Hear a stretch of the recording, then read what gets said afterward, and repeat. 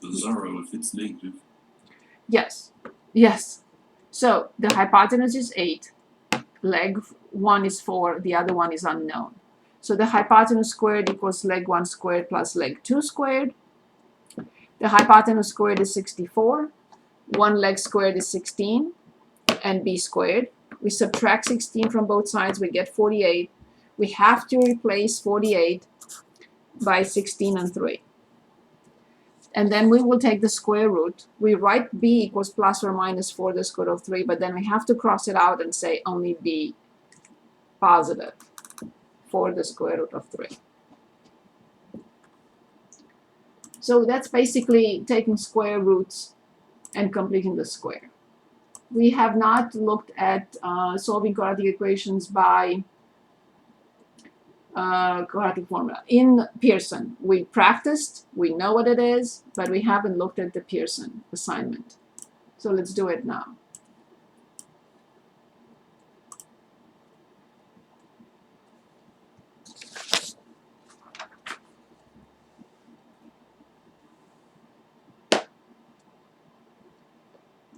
So here they are preparing us for quadratic formula, because 5x squared equals negative 10x. In this particular case, I will never, ever, ever use quadratic formula. It's a waste of time. First of all, I will divide both sides by 5. And then I get x squared equals negative 2x. Of course, I will move everything to one side, as they say in the standard form. But I will never use the quadratic formula when c is 0. It's a total waste of time. I will factor out x. And I have the two solutions, 0 and negative 2. Please, whatever they say, do not use the quadratic formula if the free term, the term without x, is 0. Please don't. This is a waste of time.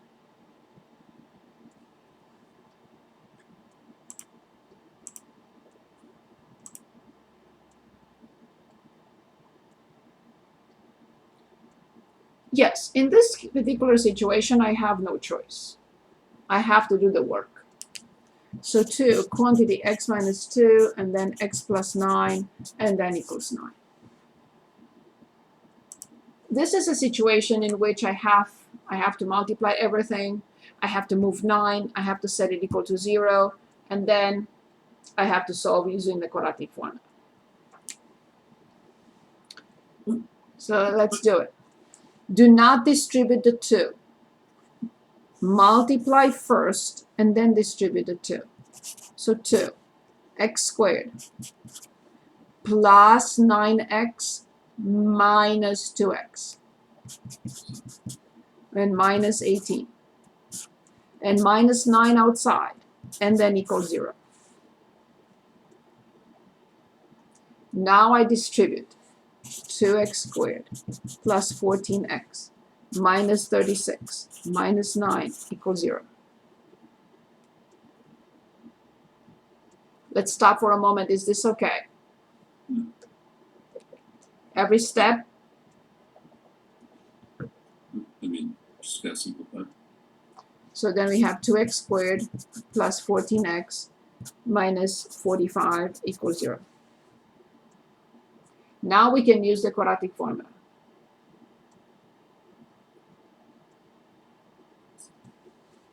In which, please remember, a is 2, b is 14, and c equals negative 45.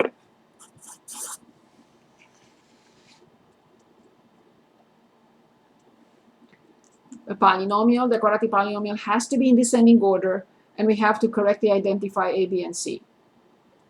Then we will write x equals negative b plus or minus the square root of b squared minus 4ac over 2a. I cannot stress enough, if you start under the square root with a negative number, that is a tragedy. Because b squared can never be a negative. This is always greater than 0. Do not start the square root minus la la la minus la la la. Okay? It's squared. So then I just plug them in. That's all I need to do. So x equals negative b plus or minus the square root of 14 squared minus 4 times a times c. And this is negative 90. I can already multiply. Negative 90 over 2 times a.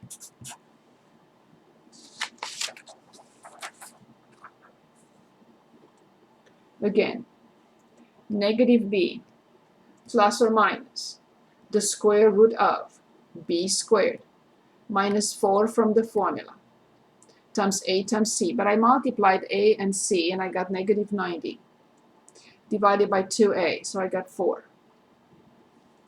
So then I have x equals, I will square 14.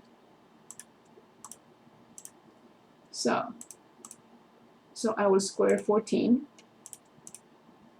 And then I will add, because negative 4 times negative 90 is positive 360. And I got 556. So, negative 14 plus or minus the square root of 556 divided by 4.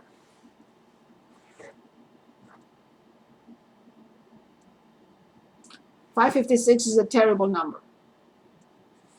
So let's take a look at it. So it's an even number, so 2. So 556 divided by 2 is 2. It's 7 and 8. Then it's divisible by 2 again. And it's 1, 3, and 9. And I think that 139, it could be a prime number. So the only thing I can do is take out a 2. So x equals negative 14 plus or minus 2, the square root of 139 divided by 4. Do not simplify. Factor before you simplify, please. X equals 2 outside, negative 7 plus or minus the square root of 139 divided by 4. Now you can simplify, because we simplify only factors. So the simplified form is negative 7 plus or minus the square root of 139, everything divided by 2.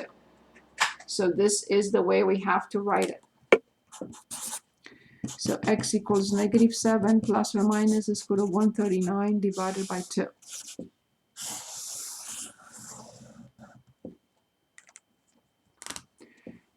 Is 139 a prime number? Can I divide by 7? No. 11, no. 13, no. I think 139 is a prime number.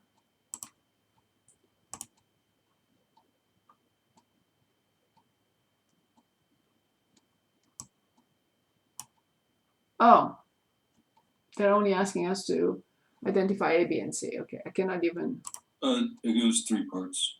Just asking for A, B, C. Yeah.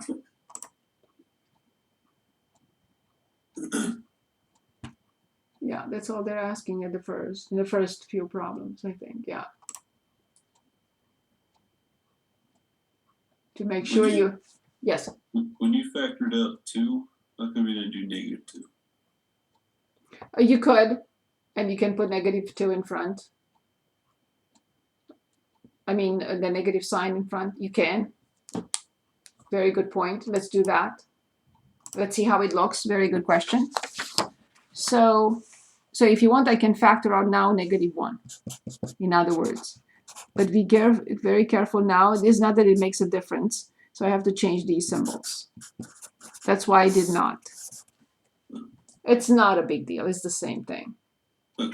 But if I factor out -1, then I have to, but this is still the same. Very good point. Thank you. Good. This is already set up in the standard form. So now we can use the quadratic formula right away. Now I want to show you something with the graphing calculator. It is not entirely useful, but you can check your solution. So everybody, Sarah and Matt, if you'd like to turn off your camera, I want to record this. So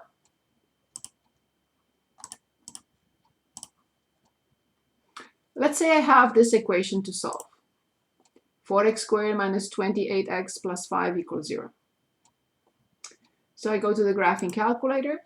Not all calculators have this feature. And I click on APPS, apps. APPS. I scroll down to number 9. Number 9 is a polynomial root finder. X-intercepts, solutions, roots. I have to select what they call order, but we call it the degree. It's the same thing. So it's selected already, degree 2. Then I click on graph. And then I have to enter the coefficients carefully. 4, enter. The next coefficient is -28. -28, not the operational symbol, but the negative symbol. And then the free term is 5. Make sure that the polynomial is entered correctly. Is it? Yes. 4x squared minus 28x plus 5. Now I click on graph, and I get 2 solutions.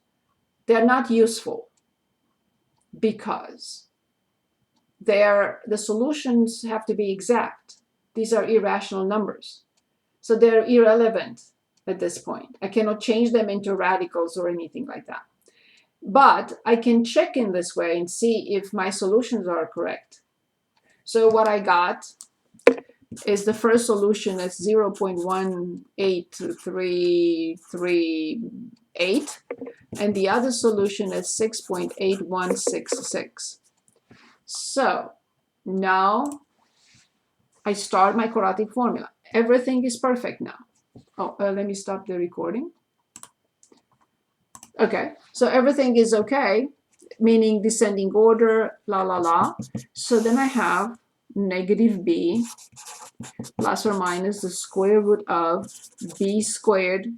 It has to be positive, don't even bother with that. Minus 4 times c, which is 20, divided by 2a. After I'm done, I will calculate and make sure that I'm getting these. So then x equals 28 plus or minus. I'll have to square 28 and subtract 80. So get out of there. So 28 squared and minus 80. So I got 704. So this is the square root of 704 divided by 8. Don't attempt to simplify, please. You cannot simplify terms. So I have to look at 704, which is another ugly number. When I divide by 2, I get 352. I divide by 2, and I get 176. I divide by 2, and I get 88. I divide by 2, and I get 44. I divide by 2, and I get 22. And then by 2, and I get 11. 1, 2, 3, 4, 5, 6. So I get 8. 28 plus or minus 8, the square root of 11 over 8. The only thing I can do is factor out a 4. And I have 7 plus or minus 2, the square root of 11 over 8. I have to simplify. Now I can because I'm simplifying factors. So the final form is 7 plus or minus 2, the square root of 11 divided by 2. If you simplify these two, you are not paying attention. Do not ever do that. So now I want to make sure that I'm not losing points on the test. I use the quadratic formula. I have to be very careful how I enter this in the graphing calculator. If I don't put parentheses around the top, I will get a wrong answer. This is just for the calculator. And I have to make sure that I'm getting the initial answers. So parentheses, 7 plus 2 to the square root of 11, close, go outside, close, and divide by 2. And then copy it and overwrite it.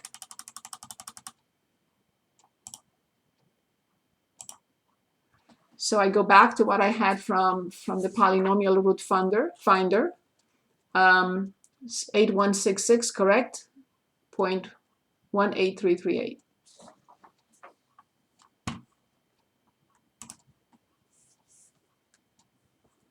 Do not do it piece by piece. You're going to introduce error. Do it in one step, but put parentheses around the numerator. That is a must. I might have looked away at this point, but when you're at the poly root finder mode, you have it on 2, real fraction. So number 9, then polynomial root finder, and then 2, Oh, 8. and then enter. I mean, in graph, for some reason, or the software doesn't work like that, but you have to click on graph. I have to make sure that you're entering everything correctly. So 4, enter, -8, enter, and +5, enter. Oh, I'm looking at it's doing it weird. Oh, mine does A2 and A1 and A0, but it's the same thing. Maybe you have a more sophisticated calculator. This is an older software. It's a TI-84 plus. Yeah, this is also TI-84 plus. Maybe I don't have the right one, but we'll get back to apps. So, but so you get this, right? X sub 1, this, and X sub 2. Just press enter. You could click on graph. Oh, Okay. there you go. 6.8166.1. Yeah, okay, I did it right. X1 and X2. Yeah, it lines it up a little bit differently. I don't know if you can see that. Yes. Yes, I think it's probably more sophisticated than the software. Yeah, I see it. Pretty neat. Well, I do like how, because I didn't know how the double check might work, but now. Of course. Okay. Yes. Good. Let's see, is there anything else that we want to review? Do we understand the quadratic formula?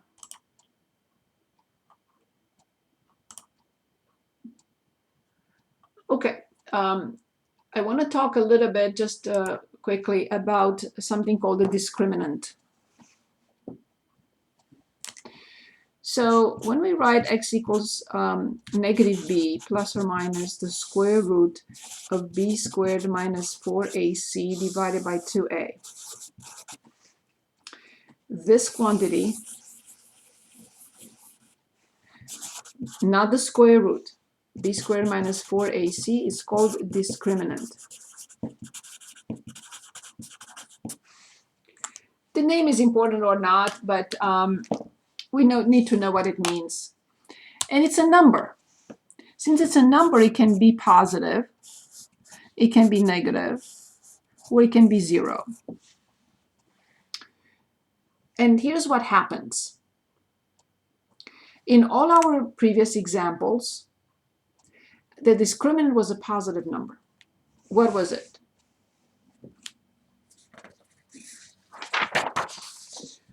Uh, 704 in the previous example. 556 in the previous example. So the discriminant was positive, and we obtained 2 distinct solutions. 2 real. and distinct solutions. How come? Yeah, we got 7 plus 2 to the square root of 11 over 2 and 7 minus 2 to the square root of 11 over 2. When the discriminant is 0, we get two solutions that are identical. Two identical solutions. You can say one solution. That's fine too, but it's quadratic. So I prefer to say two identical solutions, but Pearson may say one solution, that's fine. Because if I say Sarah twice, it doesn't mean that Sarah is two people in my class, it's just one. So if I get the identical solution, I can say one solution. So it's acceptable, but they are two identical solutions. However, when the discriminant is negative, I cannot take the square root from it. So there are two imaginary solutions. Two imaginary solutions. So if the discriminant is positive, I get two real, distinct, not the same, meaning distinct solutions. If the discriminant is 0, I get one solution, but it's quadratic, so I get the same solution twice. You can say two identical solutions or one solution, both are acceptable. But if the discriminant is 0, it's a no-no, because the square root of a negative number is not real. You either say imaginary or not real. So now they're asking here,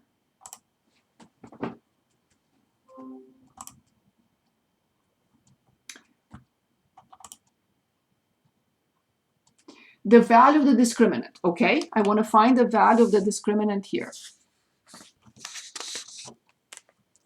I cannot find the value of the discriminant before I present the equation in standard form. What is the standard form again? Standard form.